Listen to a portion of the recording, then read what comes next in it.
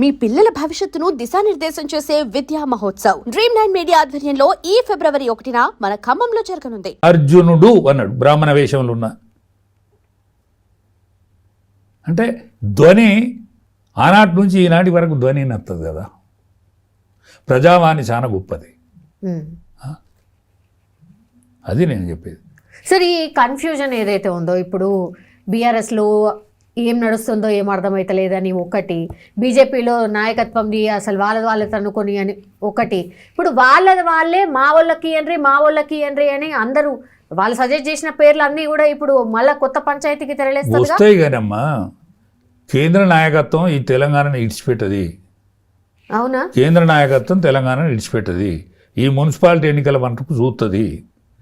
Municipality ఎన్నికలల్లో ఈయన ఏమన్నా performance కొంచెం ఏమైనా పతార పెంచుకుంటే నిజంగా కంటిన్యూ కావాలి. ఎవరు ఇప్పుడు రామచంద్రరావు. లేకుంటే ఏమైనా నీ ప్రియారిటీస్ మళ్ళా పడిపోయినాయి అనుకో, గ్రామ పంచాయతీలో పడిపోయినావు, ఉప ఎన్నికలలో పడిపోయినావు, ఇప్పుడు కూడా దబ్బర నీ రిజల్ట్ కనుక మంచిగా రాకపోతే స్వచ్ఛందంగా నువ్వే రాజీనామా ఇచ్చి తప్పుకోవాలి. నిజంగా ఎవరమైనా ఈ పదవి ఉంటే చాలనేది అనుకుంటే ఏమవుతుంది? జరుగుతుందా సార్? జరుగుతుంది. జరగకపోతే జరిపిస్తారు అధిష్టానం. ఏమున్నది దాంట్లో? తప్పుకోరవా అంటే ఎవరు చెప్పు. మరి ఎవరు ఉండాలా? ప్రజాహితం కోరినోడు, ప్రజాక్షేమం కోరినోడు ఉండాలి. ఇవాళ మా రఘునందన్ అన్నాడు, రఘునందన్ పెట్టాలి, బ్రహ్మాండమైన లీడర్. ధర్మపురి అరవింద్ ఉన్నాడు, అరవింద్ని పెట్టాలి. ఈడల్ రాజేందర్ అన్నాడు, రాజేందర్ని పెట్టాలి. డీకే అరుణ ఉన్నది, ఆమెను పెట్టాలి. మీకు శాత కాదా, సావు రాదా? మీరు చెప్పిన పేర్లల్లా ఏ ఒక్కరిని పెట్టినా కూడా మిగతా వాళ్ళందరూ సహకరిస్తారా సార్? ఎందుకు సహకరించరు? వాళ్ళకు ప్రజలు సహకరిస్తారు. నాకు సహకరిస్తానులమ్మా, నాకు సహకరిస్తాను. నాకు రోజు 50 ఫోన్లు వస్తాయి. నువ్వు బ్రహ్మాండంగా మాట్లాడినావన్నా, ఉన్నది ఉన్నట్టు మాకు నిజంగా కడుపులో ఆనందమైందని చెప్తాను. నేను ఎంత బోడగుండోని 70 ఏళ్ళు దాటినాయి. నాకు ప్రశంసలు వస్తాయి, వాళ్ళకెందుకు రావు? ఏ అధిష్టానమైనా సార్ ఇట్లాంటి ఎలక్షన్స్ అంత సీరియస్గా తీసుకుంటుందా? నిజంగా ఎవరైతే లీడర్ ఉన్నారో వాళ్ళ మీద ఖచ్చితంగా. ఎందుకంటే తెలంగాణను రాబోయే రోజులలో తెలంగాణలో యాక్షన్ ఇక్కడ బీజేపీ కూర్చుండవాలని అనుకుంటుంది, బీజేపీ ముఖ్యమంత్రి కావాలని అనుకుంటుంది. కాబట్టి ఖచ్చితంగా పనిచేస్తారు వాళ్ళు. ఈసారి టార్గెట్ తెలంగాణ, 600 తెలంగాణ. ఎందుకంటే వింధ్య దాటింది. వింధ్య పర్వతాలు యువతలు ఉండేదంతా సౌత్లో ఏకైక రాష్ట్రం ఇవాళ మహారాష్ట్ర అయితే బ్రహ్మాండమైన తొనికి సలాడుతుంది. బాంబే మున్సిపాలిటీని కొట్టేసిండ్రు. 28 మున్సిపాలిటీలకు 25 మున్సిపాలిటీలు గెలిచిండ్రు. బాంబే కార్పొరేషన్ కన్వీనియర్ గారి మెజార్టీ వచ్చింది. ఇవాళ దేవేంద్ర ఫడ్నవీస్ దక్షిణాదిలో మొనగాడుగా నిలిచేటువంటి రోజు వచ్చింది. కర్ణాటకలో ఖచ్చితంగా ఇదివరకే పరిపాలించారు. బెంగాల్ కొట్టేస్తాం అనేటువంటి ఆలోచనలు ఉన్నారు. ఇవాళ 8 పార్లమెంట్ మెంబర్లు, ఆనాడు 62 అసెంబ్లీ మెంబర్లలో మెజారిటీ వచ్చింది. ఈ తెలంగాణను ఇడిచిపెట్టారు. ఈ లీడర్లకు పాడుబుద్ధి ఉన్నా కూడా పైనున్న లీడర్షిప్కు ఖచ్చితంగా ఈడ పట్టు సంపాదించాలనేటువంటి ఆలోచనలో ఉన్నారు. 600 ఇక్కడ తెలంగాణలో బీజేపీ గవర్నమెంట్ రేపు వచ్చి తీరుతుంది. అందులో బీసీ ముఖ్యమంత్రి అయి తీరుతాడు. బీసీ ముఖ్యమంత్రి పోయినసారే బీసీ ముఖ్యమంత్రి అని అన్నారు. ఖచ్చితంగా ఈసారి కట్టుబడి ఉంటారు. ఓకే, ఇప్పుడు మీ ఎక్స్పెక్టేషన్ సార్, మున్సిపాలిటీలో సక్సెస్ అయితే ఒక లెక్క సార్, సక్సెస్ కాకుంటే ఇంకో లెక్క. మీ అంచనా ప్రకారం మున్సిపాలిటీలో ఎట్లా పర్ఫామ్ చేస్తారు అన్ని పార్టీస్? మున్సిపాలిటీలలో ఎవరికి వాళ్ళే పోటీ చేస్తారని అనిపిస్తుంది ఇప్పటికైతే. ఎవరో వాళ్ళు పోటీ చేస్తే మాత్రం కాంగ్రెస్ కెట్ చేస్తుంది. ఓకే, కాకుంటే యానన్నా అరే గిడ మనం ఓడిపోయేటట్టున్నది, గిడ గెలిచేటట్టున్నాం అనేది విజ్ఞులైనటువంటి లీడర్షిప్ ఆలోచించి సరి చేసుకుంటే.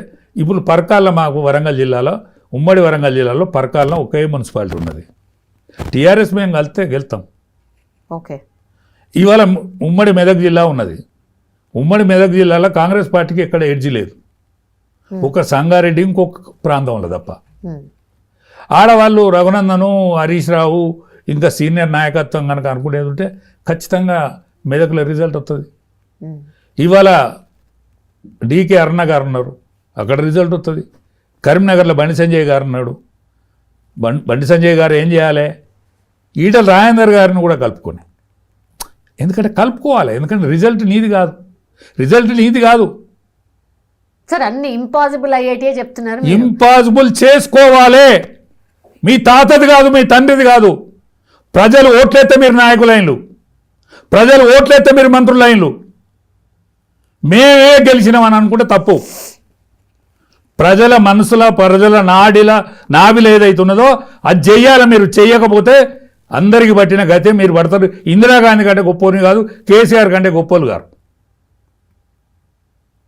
వాళ్ళకి ఏ గతి పట్టిందో మీకు గదే గతి పడుతుంది. ఆలోచించుకోవాలి నాయకత్వం. ఇప్పటికీ కేసీఆర్ పోయి అక్కడ ఫామ్ హౌజులు ఉంటాయంటే హరీష్ రావు లాంటి ఇవాళ కేటీఆర్ లాంటి సోయి ఉండద్దా? వాళ్ళు ఇద్దరు కలిసి పనిచేయద్దా? ఆయన తిడతా అంటే నువ్వు ఊకుంటాను. అందుకనే ప్రజలు బాగా గమనిస్తారు. ప్రజాక్షేత్రం చాలా గొప్ప క్షేత్రం. ప్రజలే ప్రభువులు. మీరు ప్రభువులు అనుకుంటే తప్పు. ప్రజలు ఓటు వేస్తే మీరు ప్రభువులైనలు. దోసుక తింటే కాల్చుక తింటారు రేపు. అమల ఇప్పుడు జిల్లాలకు సంబంధించిన టాక్ నడుస్తుంది సార్. 33 జిల్లాలు కాస్త ఇప్పుడు 17 అయితే అని అంటున్నారు. నియోజకవర్గం ఇప్పుడు పార్లమెంట్ నియోజకవర్గాలు ఎన్ని ఉన్నాయో అన్ని నియోజకవర్గాలకు సంబంధించిన జిల్లాలే ఉంటాయి అనేది ఒక చర్చ సార్. మీకేమనిపిస్తుంది సార్? నిజంగా తగ్గియాలా? ఖచ్చితంగా తగ్గియాలి. ఎందుకంటే దొయ్యకో దొర అర్రకో దొరసాని బతుగా అయింది. ఇది మంచిగా లేదా సార్? మంచిగా లేదు. ఇప్పుడు మా ములుగు జిల్లా, ములుగు కాన్స్టిట్యున్సీకి ఒక్కటే ములుగు జిల్లా అది. ఇప్పుడు మా దగ్గర ఇంకోటి సింగరేణి మన ఏది భూపాలపల్లి ఉంటుంది, అది ఒక్కటే నియోజకవర్గం, అదో జిల్లా. వరంగల్ హన్మకొండ కలిసే ఉంటుంది. వరంగల్ ఓ జిల్లా, హన్మకొండ ఓ జిల్లా. అది ఏకశిలా మహానగరం. కాకతీయులు పరిపాలించినటువంటి మహానగరం అది. దాన్ని 2 ముక్కలు చేశారు. అది ఒకటే జిల్లా ఉండాలి. ఇప్పుడు 22 పార్లమెంట్ కాన్స్టిట్యున్సీలో అయితే అని అంటాను. 22 అంటున్నారు, 17 అంటున్నారు. 17 పాతాయి, పునర్వ్యవస్థీకరణ జరిగితే 22, 23 అవుతాయి. దాన్ని దృష్టిలో పెట్టుకొని జిల్లాలు చేయాలి. దాన్ని దృష్టిలో పెట్టుకొని జిల్లాలు చేయాలి. ఓకే. ఇవాళ కేసీఆర్ చేసిండు కాబట్టి అసలే వాటి ముట్టుకోవటానికి వీల్లేదని కేటీఆర్ హుకుం జారీ చేస్తుంది, వీల్లేదు. రేవంత్ రెడ్డి ఖచ్చితంగా నీకు అవకాశం ఉన్నది, నువ్వు చెయ్యి. కానీ ఒక రిటైర్డ్ జడ్జి, ఒక నిష్ఠాతుడైన రిటైర్డ్ జడ్జితో, రాజకీయ పార్టీలతోటే కాకుండా ఇంకా సంస్థలు ఉంటాయి, ప్రొఫెసర్లు ఉంటారు, వాళ్ళందరితో కూడా ఆలోచన చేసి వాళ్ళందరి రిపోర్ట్ తీసుకొని ఖచ్చితంగా జిల్లాలు చేస్తామని అంటున్నారు సార్. మరి చెయ్యాలే, చెయ్యకుంటే కూడా కరెక్ట్ లేదు. ఇవాళ 153 అసెంబ్లీ నియోజకవర్గాలు అవుతాయి. మరి కావా? జనాభా పెరుగుతా అంటే అట్టే ఉంటుందా? ఇప్పుడు మల్కాజిగిరి కాన్స్టిట్యున్సీ ఉన్నది, అది 3 పార్లమెంటు నియోజకవర్గాల పరిధి. ఇప్పుడు మొత్తం మున్సిపాలిటీ అంతా మల్కాజిగిరిలో ఉన్నది, ఇప్పుడు కార్పొరేషన్ అంతా. అందుకని దాన్ని మరి చేయొద్దా? ఇప్పుడు కార్పొరేషన్ సీట్లు పెరుగుతాయి, అట్లే అసెంబ్లీ సీట్లు కూడా పెరుగుతాయి కదా. అట్లే జిల్లాలు ఎంత పరిధి ఉండాలి, ఎంత పరిధి ఉండద్దు అనేది దానికి కూడా ఒక పరిమితి ఉండాలి కదా. మళ్ళీ ఒక కన్ఫ్యూజన్ అయితే ఉండదు. కన్ఫ్యూజన్ ఉండకుండానే చెయ్యాలి. ఒక కన్ఫ్యూజన్ ఉండకుండానే చెయ్యాలి. ఎప్పటికీ జనాభా పెరుగుదలతోటి ఇవన్నీ పెరుగుతూ ఉంటాయి. అప్పుడు ఎందుకు చేసిందంటే, ఇప్పుడు ఆ జిల్లా ప్రెసిడెంట్ను రాజేందర్ గారిని చేసి, ఈటల రాజేందర్ గారిని కరీంనగర్కు. ఇప్పుడు మాజీ మంత్రి, ఇప్పుడు ఎమ్మెల్యే, కరీంనగర్ ఎమ్మెల్యే, ఆయన ఎత్తుకొని ఎగిరాడు. అది మంట పుట్టింది మా కేసీఆర్. మంట పుట్ట అంటే జిల్లాకు నువ్వు అధికారి అన్నట్టు, పెద్దోని అన్నట్టు. అయితే జిల్లాలన్నీ చింద్రం చేశాడు అంతే, వేరే ఏం లేదు, కారణం ఏం లేదు. ఇది నిజమమ్మా. ఎందుకంటే విచిత్రమైన మనస్తత్వం. ఇందిరాగాంధీ అనుకునేదట, ఆమెకంటే ఒక అడుగు ముందట వేసిండ అంట, నువ్వు ముందట నడతావు అన్నట్ట.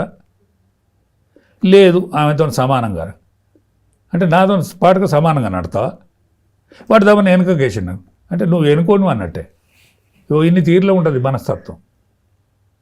ఎట్లా నడిచినా ప్రాబ్లమే. ఎట్లా నడిచినా ప్రాబ్లం. ముందట పోతే ముందట నాకంటే ముందట సమానం అయితే నాతో సమానమా, ఏనుకపోతే అరే వీడు ఎనుకోడే. ఇగో ఇట్లుంటుంది రాజకీయ ప్రవృత్తి. ఇగో ఇన్ని విధాలు ఉంటుంది. నేనేం పాపం చేసిన కేసీఆర్కు, నేను ఆయన కంటే ముందుగా ఉపన్యాసం ఇచ్చిన, నాకు ఎక్కువ మంది ఈలలు కొట్టిండు. ఈలలు కొట్టిన కింద నన్ను ఇంటికి పంపిండు. ఏముంటుంది అట్లా? అదేనా సార్ రీజన్? రీజనే. ఆయన కర్రోడు నేను ఎర్రోడిని, ఆయన బలగం లేనోడు నేను బలగం ఉన్నోడిని, అంతే.